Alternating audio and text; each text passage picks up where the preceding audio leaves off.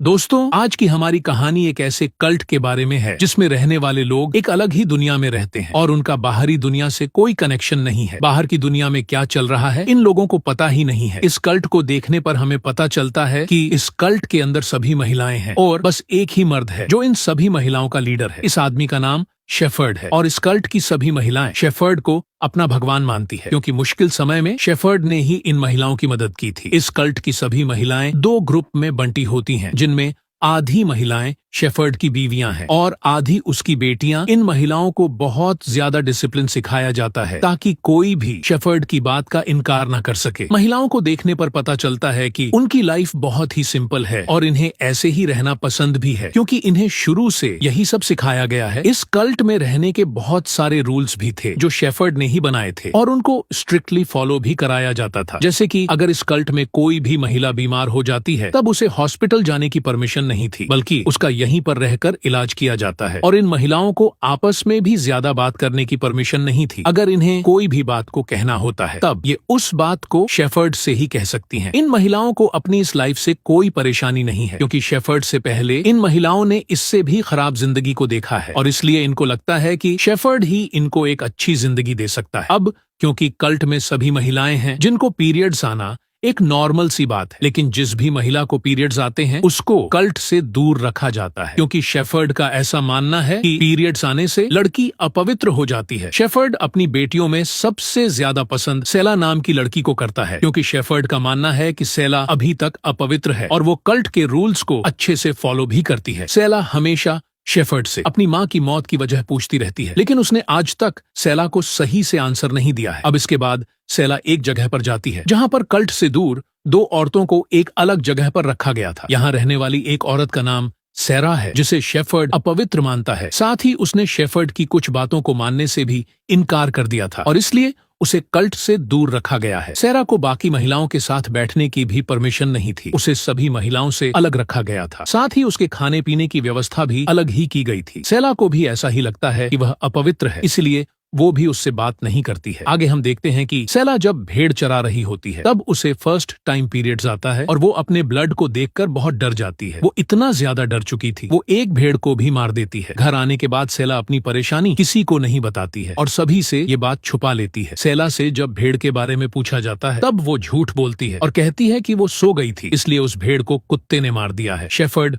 उससे कुछ नहीं कहता है, क्योंकि वो अपनी बेटियों में सबसे ज्यादा प्यार उसी को करता है। रात को यहाँ पर पुलिस आती है और वह शेफर्ड को वार्न करने लगती है कि तुमने इस जगह पर कब्जा किया हुआ है और अगर तुम इस जगह को छोड़कर नहीं जाते हो तब हम सभी को अरेस्ट कर लेंगे। अगली सुबह शेफर्ड अपनी पत्नी और बेटियों को यह बात बताने लगता है कि हमें इस जगह को छोड़कर किसी दूसरी जगह पर जाना होगा, क्योंकि इस दुनिया के लोग हमें शांति से जीने नहीं देंगे। जिस तरह से हम इस जगह पर आए थे उसी तरह से हम किसी दूसरी जगह पर चले जाएंगे। ये सुनने के बाद सभी महिलाएं बहुत खुश होती हैं, पर सेला इस बात से खुश नहीं थी, क्योंकि जब से उसको उसका पहला पीरियड आया है तब से वह काफी उदास रहने लगी थी और इसी बारे में सोचती रहती है कि आखिर उसके साथ ये क्या हो रहा है। साथ ही शेफर्ड उसे उसकी माँ की मौत के बारे में कोई भी बात बताना नहीं चाहता था, इसलिए अब उसे शेफर्ड के ऊपर शक होने लगा था। अगली सुबह ये सभी लोग इस कल्ट को छोड़कर किसी दूसरी जगह की तलाश में निकल जाते हैं। रास्ते में इन्हें एक एबंडेंट घर दिखाई देता है, इसलिए सभी महिलाएं इस घर में रात बिताने का फैसला करती है। लेकिन शेफर्ड जब उस घर को देखता है तब वो उस घर में रुकने से मना कर देता है। वो उनसे कहता है कि यह घर हमारे लायक नहीं है, इसलिए हमें किसी दूसरी जगह पर जाना होगा। अब क्योंकि शेफर्ड की बात कोई टाल नहीं सकता है, इसलिए महिलाओं को उसकी बात माननी पड़ती है और यह लोग आगे जाकर एक जगह पर टेंट लगा लेते हैं। जब सभी महिलाएं आपस में बैठकर बातें कर रही थी तब एक महिला को सेला के पीरियड के बारे में पता चल जाता है और वो यह बात सभी को बता देती है और इसलिए आप सेला को भी सेरा के पास भेज दिया जाता है, क्योंकि वो भी सेरा की तरह अपवित्र हो चुकी। लेकिन सेरा के पास जाने के बाद उसे वो सारी बातें पता चल जाती जो उसे आज तक नहीं बताई गई थी। सेरा उसे बताती है कि जब तुम्हारी माँ ने तुम्हें जन्म दिया था तब उसे इन्फेक्शन हो गया था और उसे अस्पताल ले जाने की जरूरत थी, लेकिन कल्ट के ऐसे रूल्स थे कि बीमार इंसान को हॉस्पिटल नहीं ले जाया जाएगा और इसीलिए उसकी मौत हो गई। यानी तुम्हारी माँ की मौत का जिम्मेदार सिर्फ शेफर्ड ही है। सेला उससे पूछता है कि आखिर तुम इस जगह को छोड़कर गई क्यों नहीं? तब सेरा उससे कहती है कि मेरा इस दुनिया में कोई नहीं है, इसलिए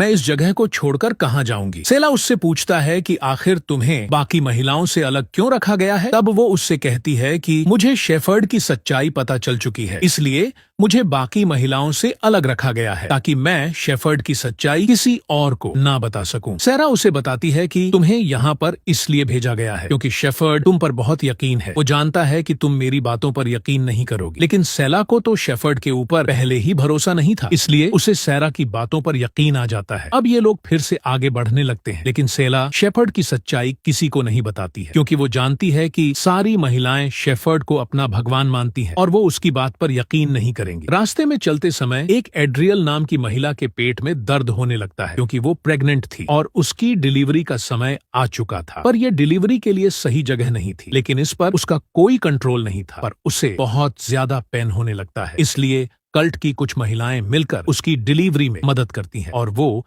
एक बच्चे को जन्म देती है जो एक लड़का होता है, लेकिन बच्चे को जन्म देने के बाद उसकी मौत हो जाती है। अब उसकी मौत से सभी महिलाओं को तो बहुत दुख होता है, लेकिन शेफर्ड को इस बात से कोई फर्क नहीं पड़ता है। ये देखकर सेला को उस पर गुस्सा भी आता है और वो शेफर्ड से कहती है कि उसकी मौत के जिम्मेदार तुम हो, लेकिन इसके बाद भी शेफर्ड उससे कुछ नहीं कहता है। अब एड्रियल की बॉडी को जला दिया जाता है और इसके बाद सभी फिर से आगे बढ़ने लगते हैं, लेकिन सेरा अब इस ग्रुप का हिस्सा नहीं थी क्योंकि एड्रियल ने जिस बच्चे को जन्म दिया था वो एक लड़का था, लेकिन शेफर्ड का उसूल था कि इस ग्रुप में उसके अलावा कोई दूसरा मर्द नहीं होगा और इसलिए वो इस बच्चे को वहीं पर छोड़ देता है। और यही वजह थी कि सेरा उस बच्चे की देखभाल के लिए यहीं पर रुक जाती है। सेला भी उसके पास रुक जाती है, लेकिन वो उससे कहती है कि तुम्हें उस ग्रुप के साथ चले जाना चाहिए क्योंकि तुम्हें शेफर्ड की सच्चाई सभी के सामने लानी है। सेरा की बात मानकर सेला उस ग्रुप के साथ चली जाती है। आगे चलने पर शेफर्ड रास्ता भटक जाता है और इधर उधर देखने लगता है, पर तभी उसकी एक बेटी उसे रास्ता बताते हुए कहती है कि शायद हमें उस ओर जाना है। लेकिन इस बात से शेफर्ड को बहुत गुस्सा आता है और वह उसे मारते हुए कहता है कि क्या तुम इस ग्रुप की लीडर बनना चाहती हो? मेरे अलावा इस ग्रुप का कोई दूसरा लीडर नहीं हो सकता है। वो लड़की उससे माफी मांगते हुए कहती है कि मुझसे गलती हो गई है, लेकिन इसके बाद भी शेफर्ड उसे मारता रहता है। सभी महिलाएं यह सब देख रही थीं, पर सेला के अलावा किसको भी बुरा नहीं लग रहा था। अब काफी दिन का सफर तय करने के बाद शेफर्ड इन महिलाओं को लेकर एक जगह पर पहुंचता है जो काफी बड़ा मैदान होता है और वो उनसे कहता है कि मैं तुम्हें धरती पर ही हेवन दे रहा हूँ, मैं ही हूँ जो तुम्हारी जिंदगी को बेहतर बना सकता हूँ। अब इसके बाद वो अपनी बेटियों को लेकर एक लेक के पास जाता है और एक एक करके उन सभी को नहलाते हुए कहता है कि मैं तुम्हें पवित्र कर रहा हूँ। रात को शेफर्ड जब अपनी बीवियों के पास बैठा हुआ था और वो उनसे कहता है कि मैं तुम्हें अब आजाद करना चाहता हूँ ताकि तुम्हारी लाइफ और भी ज्यादा बेहतर हो सके। ये सुनने के बाद सभी हैरान होती है। अब शेफर्ड अपनी सारी बीवियों को उसी लेक पास लेकर जाता है और एक एक करके उन सभी को पानी में डुबाकर मार देता है। अगली सुबह जब शेफर्ड की बेटियों की आंख खुलती है तब वो देखती है कि टेंट से उनकी सभी माँ गायब है। वो ये देखकर बहुत हैरान होती हैं। जब वो लेक पास जाकर देखती हैं तो शेफर्ड वहाँ बैठा हुआ था और उसके पास उनकी माओ के कपड़े पड़े हुए थे। वो शेफर्ड से अपनी माओ के बारे में पूछने लगती है कि आखिर हमारी माँ कहाँ गई है। तब वो उन्हें बताता है कि मैं उन्हें एक बेहतर लाइफ दे चुका हूँ और आज से तुम सब लड़कियां ही मेरी वाइफ बनोगी और वो सब कुछ करोगी जो बीवियां करती हैं। वो सेला से कहता है कि तुम मेरी फेवरेट वाइफ बनोगी और इन सभी लड़कियों को लीड भी करोगी। पर सेला शेफर्ड के पास आती है और उससे कहती है कि मुझे तुम्हारी वाइफ नहीं बनना और ना ही मुझे तुम्हारी किसी मेहरबानी की जरूरत है। ये सुनने के बाद शेफर्ड को सेला पर बहुत गुस्सा आता है। वो उसके थप्पड़ मार देता है। अब सेला भी अपने गुस्से पर कंट्रोल नहीं कर पाती है और वो भी उसके थप्पड़ मार देती है। आगे हम देखते हैं कि पुलिस वाले जब उस लेक पास आते हैं तब यहाँ पर उन्हें उन महिलाओं की डेड बॉडीज मिलती हैं और उनके साथ ही शेफर्ड की डेड बॉडी भी पड़ी हुई थी। इसका मतलब यह था कि शेफर्ड की बेटियों ने मिलकर ही उसे मार दिया है। दरअसल शेफर्ड एक साइको होता है जो महिलाओं को अपने पास सिर्फ अपनी जरूरत पूरी करने के लिए रखता था और यही वजह थी जब वो महिलाएं प्रेग्नेंट होकर किसी लड़के को जन्म देती थी तब वो उस बच्चे को कल्ट से निकालकर कहीं दूर छोड़ दिया करता था और अगर कोई लड़की पैदा होती थी तब उसे कल्ट में ही अपने साथ रखता था ताकि वो बड़ी होकर उसकी बीवी बन सके। दोस्तों, उम्मीद करता हूँ कि आपको वीडियो पसंद आया होगा, तो जाने से पहले वीडियो को लाइक जरूर करें। तो मेरी मुलाकात होगी आपसे किसी अगली वीडियो में।